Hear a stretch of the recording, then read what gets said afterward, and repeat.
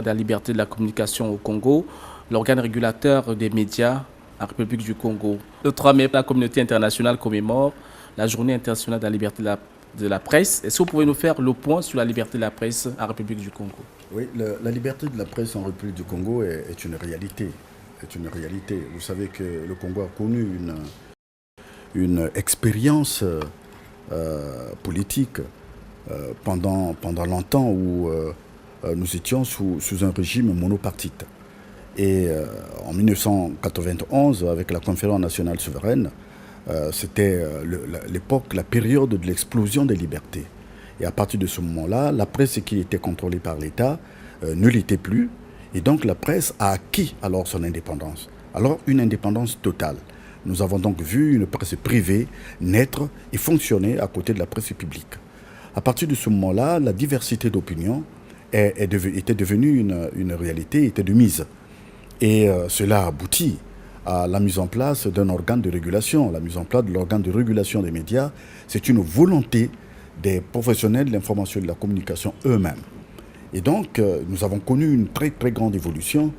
Et en 2000, le président de la République avait décrété qu'aucun journaliste ne pouvait être mis en prison pour délit de presse. Et ça, c'est de mise jusqu'aujourd'hui, c'est tout à fait respecté. Et donc, la liberté de la presse chez nous, elle est là, elle se palpe, elle se vit par les journalistes. Lorsqu'on parle de liberté de la presse, on voit une multitude de médias. Est-ce que vous pouvez nous énumérer quelques médias? On a combien de presse écrite, combien de radios, combien de télévisions aujourd'hui en République du Congo? Bon, nous avons les télévisions, nous avons près d'une cinquantaine aujourd'hui.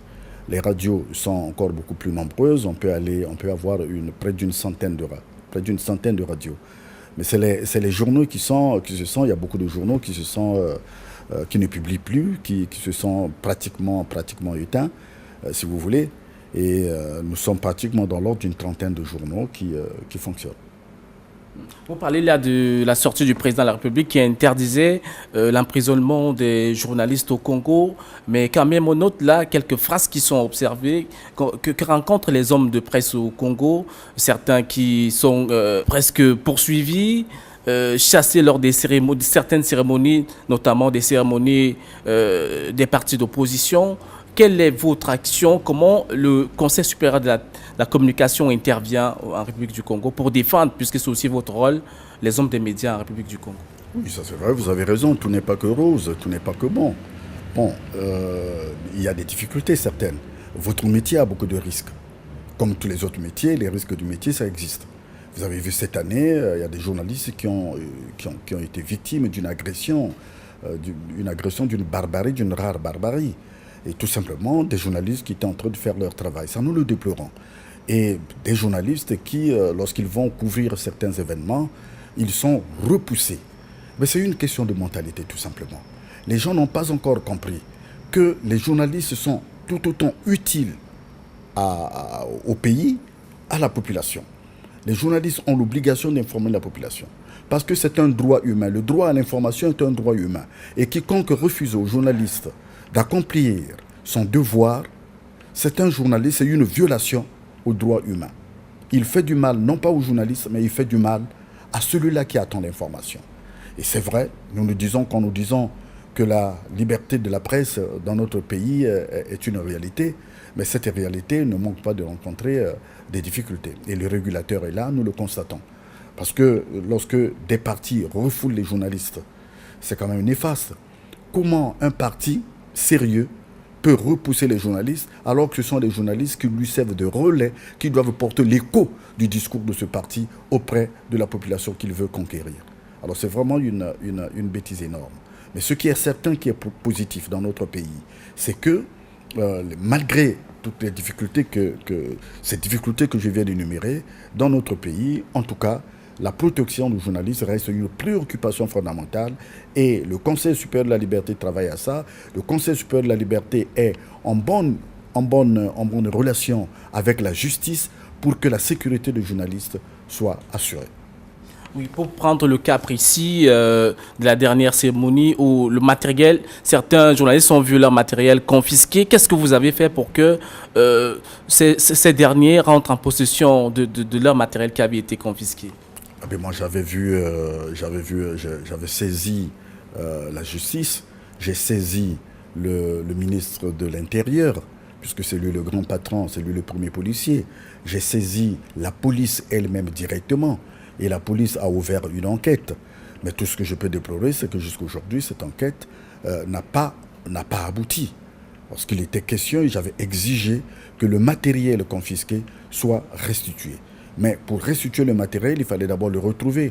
Pour retrouver le matériel, il fallait arrêter, appréhender les malfaiteurs, les brigands. Or, jusque-là, il me semble que les brigands n'ont pas été encore arrêtés. Et donc, c'est une affaire qui reste pendante. Et je suis en contact, je parle avec la police sur cette question. Et la police me rassure qu'elle continue son travail d'enquête. Et pour aider le journaliste à exercer, à entrer dans ses droits, vous avez instauré la carte de presse. On en est où exactement aujourd'hui? Aujourd'hui, le processus d'attribution de la carte de presse, elle est enclenchée. Il est enclenché, ce processus. Nous avons mené une sensibilisation. Nous sommes allés jusqu'à Pointe-Noire, où il y a le plus grand nombre de médias d'ailleurs. Nous avons sensibilisé les journalistes de Pointe-Noire, journalistes avec leurs assimilés. Nous avons sensibilisé tout le monde. Donc aujourd'hui, nous attendons que les dossiers nous parviennent.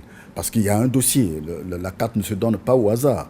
Donc il y a des dossiers et nous avons dit que les journalistes qui travaillent dans des organes ne viennent pas déposer leurs dossiers individuellement.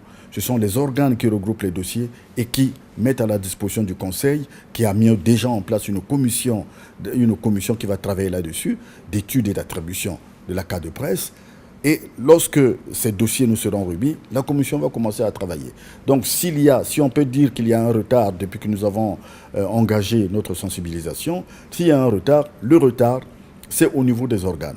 Ceux qui peuvent venir déposer individuellement leurs dossiers sont les journalistes indépendants ou les journalistes honoraires. Sinon, autrement, aujourd'hui, tout est fait prêt. Nous attendons tout simplement que les dossiers arrivent et les premières cartes vont être attribuées. Nous avons observé que l'accès à l'information en République du Congo est presque verrouillé. Est-ce qu'à partir de la carte de presse, la situation pourra être résorbée? Bon, moi je ne crois pas. Je ne crois pas que l'accès à l'information soit verrouillé. C'est peut-être l'accès aux sources. C'est l'accès aux sources qui est verrouillé. Oui, c'est ça. Je sais que vous avez du mal à aller aux sources de l'information. Mais sinon, l'information elle-même en soi n'est pas verrouillée. C'est la source qui est verrouillée. Alors à partir de ce moment, ce que nous faisons, c'est quoi? Ce n'est pas nous qui contrôlons les sources. Les sources sont diversifiées. Donc c'est aux journalistes de se montrer assez perspicaces, Le journaliste doit se comporter en pareille situation comme un soldat. Il doit aller au front. Et le front, c'est la recherche de l'information. Tirer l'information là où il est difficile de la tirer, traiter correctement cette information et servir cette information au grand public qui attend. Oui, pour finir avec vous, Président, la détention de certains journalistes ici en République du Congo est considérée par certains médias comme une entrave à la liberté de la communication, à la liberté de presse précisément. Est-ce que vous pouvez clarifier la situation de certains des journalistes qui sont détenus dans les geôles en République du Congo? Vous en connaissez? Moi, je n'en connais pas. Il n'y a pas de journalistes dans les geôles aujourd'hui. Il y a un journaliste, si vous voulez parler d'un journaliste, si vous voulez parler de M. Mbemba. M. Mbemba, qui était le patron de l'organe Talassa.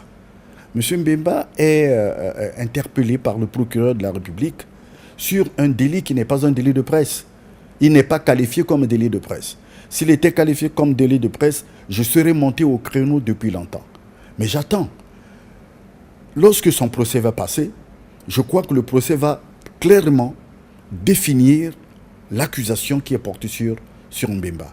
Si l'accusation qui est portée sur Mbemba est de caractère journalistique, si cette accusation, ce délit, si le délit il est prouvé que c'est un délit de presse, je monterai au créneau pour dénoncer cette attitude. Mais pour le moment, nous sommes sereins, nous avons confiance en la justice se sera rendue et nous pensons que Mbemba connaîtra un bon jugement, un jugement équitable. Si vous voulez parler de lui, pour le moment, en ce qui me concerne, c'est un journaliste, c'est vrai, mais s'il a posé des actes qui ne sont pas propres à sa profession, à la profession de journaliste, c'est un citoyen, alors à ce moment, il doit répondre de cet acte-là. Mais si l'acte qu'il a posé a un caractère professionnel, donc est lié à la pratique de son métier de journaliste, alors c'est une arrestation injuste, un emprisonnement injuste, à ce moment-là, je serai monté sur les créneaux pour dénoncer cela. Mais pour le moment, je suis tout à fait serein et j'observe. Et c'est sur cette question que nous allons mettre un terme à cet entretien, tout en vous remerciant d'avoir répondu au micro de Vision 4. Merci beaucoup.